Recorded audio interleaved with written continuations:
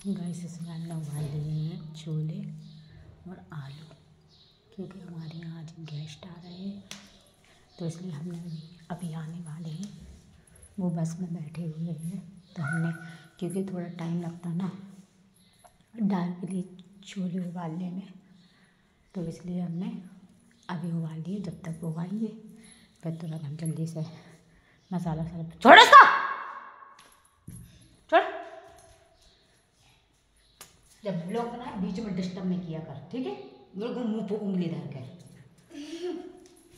तो इसलिए हमने जल्दी से उबाल लिया है। तो गाइस आजकल ज़माना इतना ख़राब है, इतना ख़राब है कि हम क्या बताएं। आजकल जो खास भैया भी होते ना, खास भैया भाभी, वो तक नहीं पूछते, क्योंकि जो माँ होती ना, जो माँ एक बेटी के अंदर समझती है ना, वो ना तो ससुराल वाली समझते और ना तो वो ससुराल वाली समझते और ना ही पति समझता, ना ही भैया भौजाई समझते, कोई नहीं समझता। अब हम आप लोगों से ये कहना चाहेंगे गाइस, अगर कोई हमारा भाई बनना चाहे तो हमारा भाई बन सकता है, और भाई ऐसा होना चाहिए विश्वास लायक, क्योंकि हमारे जो खुद के भाई है ना, वो पूछते नहीं हैं। जब से हमारे माँ बाप ख़त्म हुए ना, वो तो पहले भी इंटरेस्ट नहीं लेते थे बहनों में, उन्हें इंटरेस्ट नहीं है, क्योंकि उनकी खुद की बेटियां नहीं है ना, लड़के दिए हैं, इसलिए उन्हें उस चीज़ का एहसास नहीं है, हमारी भाभी को ना भैया को, ठीक है? ना उन लोगों ने कुंवारी में पूछा, ना शादी के बाद पूछा, क्योंकि जो कुछ भी शादी की थी वो हमारी माँ ने की थी। कम से कम 50,000 का गार्डन बना था, ठीक है? 50,000 का 60 बताए थे उसने, तो 60 बताए थे, तो जो मतलब मोहल्ला पड़ोस के थे तो थोड़ी, फिर उन्होंने 50 में गार्डन लगा दिया था, तो 50 में सिर्फ गार्डन अकेला बुक हुआ था। उसके बाद जो अपने आइटम थे बफर खाना में, जो आइटम होते, हर प्रकार के आइटम थे, फर्स्ट क्लास खाना था बफर, और क्या कहते, पूरा VIP दान दहेज था, हर एक चीज़ दी थी पूरी दम पे। माँ ने अपने दम पर शादी की थी, क्योंकि पापा तो मेरे पहले भी नहीं थे, तो माँ ने, जो पापा हमारी जॉब करते थे तो उसी की जो पेंसिल मिलती थी, तो पेंसिल आधी हो गई थी, मतलब पापा के जाने के बाद आधी पेंसिल मिलने लगी थी, तो 8,000 पेंसिल मिलने लगी थी। तो अब सोचो, तो इतने छोटी सी पेंसिल में है, एक माँ ने, भैया भाभी, यहाँ तक कि भाई अपना कमाते भी है, भले ही प्राइवेट जॉब करते हैं दोनों भाई, एक भाई के 2 बच्चे हैं, दोनों के लड़के, और छोटे भाई का एक ही लड़का है, उनने दूसरा किया नहीं है। तो भाई उन्होंने 1 रुपया भी नहीं लगाया इस शादी में, 1 भी रुपया नहीं लगाया, पूरी शादी माँ ने अपने दम पे की, ठीक है? आज के ज़माने में भाई कौन कर पाता है ये सब, बताओ? तो आप खुद सोचो गाइस, कि जिस पे बीतती है ना वही जानता। देखो, ना तो कुंवारे में कभी माँ बाप का प्यार मिला, ठीक है? और जब शादी नज़दीक होने लगी हमारी, तो हमारी माँ हमें प्यार करने लगी, क्योंकि कहते हैं ना, सबसे छोटा बच्चा सबसे लाडला होता, मतलब कहावत है नहीं, ये रियली बात है। चाहे बच्चे 4 हो या 5 हो, लेकिन जो सबसे छोटा बच्चा होता है वो सबसे लाडला होता है। लेकिन मैं अपनी बहनों में सबसे छोटी हूँ, 4 बहनें हैं, 2 भाई हैं, तो मैं सबसे छोटी बहन हूँ, तो मुझे वो प्यार नहीं मिला, ना माँ बाप का, ना किसी का, घर में किसी का भी प्यार नहीं मिला मुझे। और ससुराल में आई तो ना ससुराल में किसी का प्यार मिला, सबने अपनी औकात बता दी ससुराल में, ठीक है? चाहे वो पति हो, चाहे देवर हो, चाहे सास हो, चाहे ससुर हो। और हमारी नंद नहीं है, हमारी नंद सबसे बड़ी थी इस घर में, तो जब वो 12 साल की थी हमारी नंद, तो वो एक्सपायर हो गई थी, क्योंकि हमारे घर में सबसे बड़ी वही थी। तो वो एक्सपायर हो गई थी, तो हमारी अब नंद नहीं है। तो इसलिए गाइस, अगर कोई हमारा भाई बनना चाहे तो वो हमें अपनी बहन बना सकता है, क्योंकि मुझे एक भाई ऐसा चाहिए जो बिल्कुल एक खास ऐसा लगने चाहिए कि बिल्कुल खास भाई हो, मतलब सुख दुख में हर चीज़ में भाई खड़ा हो बहन के साथ में। मुझे ऐसा भाई चाहिए। अगर कोई मेरा भाई बनना चाहे, नहीं कि सच्चा भाई बनना चाहे, धोखेबाज भाई नहीं, सच्चा भाई, ठीक है, जैसे खास होते हैं ना, बिल्कुल वैसा ही खास भाई। तो मेरा भाई बनना चाहे तो मेरा भाई बन सकता है गाइस, जो भी बनना चाहे मेरा भाई।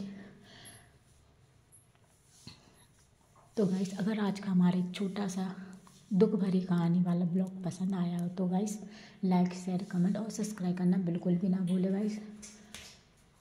तो देखिएगा, अभी इतने सारे बर्तन वगैरह पड़े हुए हैं, अभी गेस्ट आने वाले हैं, तो अभी इससे ज़्यादा दुख नहीं निकलेंगे, क्योंकि हमारा तो सवेरे से 5 बजे से स्टार्ट हो जाते हैं काम करने के लिए। तो समझ लो हमारा रात तक काम चलता है। और क्या कहते हैं, क्योंकि एक काम से फ्री नहीं हो पाते, फिर दूसरा काम निकल आता है, ठीक है। तो हमें कभी फ्री नहीं है हम काम से, तो इसलिए हमारी ज़िंदगी तो ऐसे नरक की है। जब से हमारी शादी हो गई तब से ज़िंदगी नरक की है। कुंवारे में तो चलो ठीक ठाक थी, फिर भी ठीक ठाक ही थी, गम तो कुंवारे में भी था, क्योंकि माँ ने ही लड़का देखा था हमारे लिए।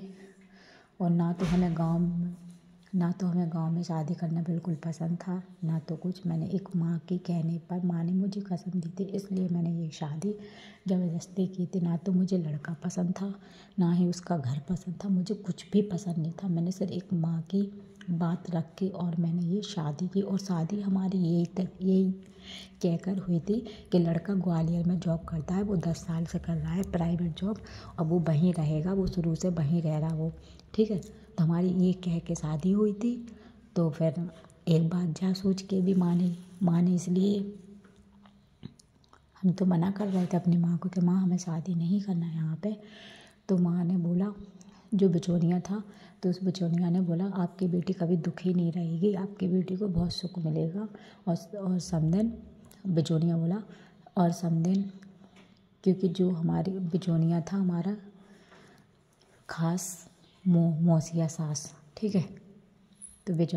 तो ये हमारी मौसी सास बोली कि समदिन तुम्हें क्या करना, तुम्हारी बेटी को गांव में नहीं रहना। 10 साल से लड़का जॉब कर रहा ग्वालियर में प्राइवेट, तो वो लड़का वहीं रहता है, वो वहीं तुम्हारी बेटी को रखेगा, तुम्हारी बेटी को गांव में नहीं रहना है। तो फिर हमें मम्मी ने कसम दे दी, बेटा तुम्हें कौन गाँव में रहना, तो गाँव में ऐसा रहना, त्योहार को रहना, या किसी के रिलेशन में शादी है तुम्हें तब रहना, तुम्हें वैसे नहीं रहना, ठीक है। तो इस चक्कर में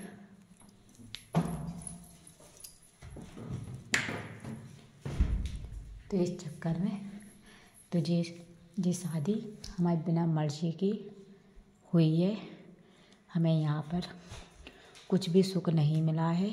जब से हम ब्याह किया है तब से हम रोई रहे हैं, क्योंकि सास टॉर्चर करती है, ससुर टॉर्चर करती हैं, देवर है वो टॉर्चर करती है, जिसकी अभी शादी है 17 अप्रैल की। सभी लोग टॉर्चर करते हैं। और ख़ास तौर पर तो हम तो ये जानते, सास ससुर जैसे भी हो, देवर जैसा भी हो, लेकिन एक पति का फ़र्ज़ होता कि वो अपनी बीवी का ख्याल रखे, लेकिन उसका कोई फ़र्ज़ नहीं है। उसका फ़र्ज़ ये है कि वो अपने माँ बाप और भाई का बहुत अच्छे से ख्याल रखता है। एक चोट अगर मैं बीमार पड़ जाऊँ ना, तो मेरा पति मुझे डॉक्टर के पास लेकर नहीं जाएगा। अगर उसके पापा को जुकाम खांसी या बुखार आ जाए तो भाई तुरंत, चाहे आधी रात हो, चाहे रात के 12 बजे हो, चाहे 10 बजे हो, चाहे 11 बजे, तो तुरंत बाइक उठा के अपने पिताजी को डॉक्टर के पास ले जाएंगे, चाहे वो छोटी सी खांसी हो या जुकाम हो हमारे ससुर जी की। लेकिन एक लुगाई, सॉरी हम ऐसे सपता बोलते नहीं हैं, मतलब एक बेबी की हमारे पति को कोई भी कदर नहीं है, कोई भी नहीं है। तो अब आप हमें जी बताइए गाइस। अब मुझे कुछ समझ में नहीं आता। क्या समझ में नहीं आता?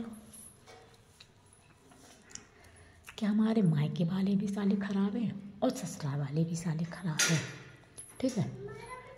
अब एक तो हमारे पास खुद का घर भी नहीं है, ना हमारे पास खुद के पैसे भी नहीं हैं कि हम कहीं जाकर किराए से रह लें या हम किराए का रूम रेंट देने लगे। हमारे पास तो पैसे भी नहीं हैं। ठीक है। तो अब आप बताओ, अब मैं क्या करूँ? एक तरफ खाई है, एक तरफ कुआं है। बताओ अब मैं किस में गिरूँ, खाई में गिरूँ या कुआं में गिरूँ? आप लोग ज़रूर बताना कमेंट में, क्योंकि ये औरत जात की ज़िंदगी ना नर्क है, नर्क। मैं तो यही कहूँगी सभी से, कोई शादी मत करे। शादी करे तो या तो वो अरेंज मैरिज शादी करे तो वो या तो लव मैरिज करे या तो कोर्ट मैरिज करे। ये अरेंज मैरिज तो बिल्कुल भी नहीं करे। और अगर कोर्ट मैरिज करते हैं शादी तो पूरी कानून के हिसाब से ही शादी करे, क्योंकि जो कोर्ट मैरिज शादी होती है ना वो बहुत अच्छी होती है, क्योंकि लड़का कभी भी उस लड़की को छोड़ नहीं सकता है। कोर्ट मैरिज शादी सबसे बढ़िया है। और लव मैरिज का पता नहीं है, लव मैरिज में कभी बहुत से लड़के लोग सही भी निकल जाते हैं, बहुत से लड़के लोग ख़राब भी निकलते हैं, जो लड़कियों को धोखा देकर भी चले जाते हैं। तो हम आप लोगों से यही कहना चाहिए, जिनकी शादी हो चुकी है तो भाई वो संभाल के रहो। जिसकी अभी नहीं हुई है शादी, जो करने जा रहे हैं, तो भाई हम सबको यही सलाह दें, या तो कोर्ट मैरिज करें या तो लव मैरिज करें। ठीक है। अरेंज मैरिज तो बिल्कुल ही मत करना, क्योंकि हमने देख ली अरेंज मैरिज में ना जो पति होता ना वो सिर्फ अपनी फैमिली को लेके चलता। उसको ये खबर नहीं रहती कि उसका बच्चा है, उसकी बेबी है। उसको इन चीज़ों से लेना देना नहीं होता। ठीक है। तो इसलिए आप हमारी बात अगर बुरी लगी हो गाइस, आप हमारी एक फैमिली की तरह, अगर आप लोगों को कोई भी बात बुरी लगी हो तो उसके लिए आई एम सॉरी, बहुत बहुत सॉरी। अगर हमारी बात का कोई बुरा लगा हो, हम तो इसलिए कहना चाहते क्योंकि जो हम पे बीतती है ना उसे वही इंसान जानता है। ठीक है ना। तो ज़्यादा से ज़्यादा इस वीडियो को लाइक कीजिएगा, कमेंट कीजिएगा, सब्सक्राइब कीजिएगा। ज़्यादा से ज़्यादा इस वीडियो को भर भर के शेयर कीजिएगा। ठीक है गाइस, ओके बाय।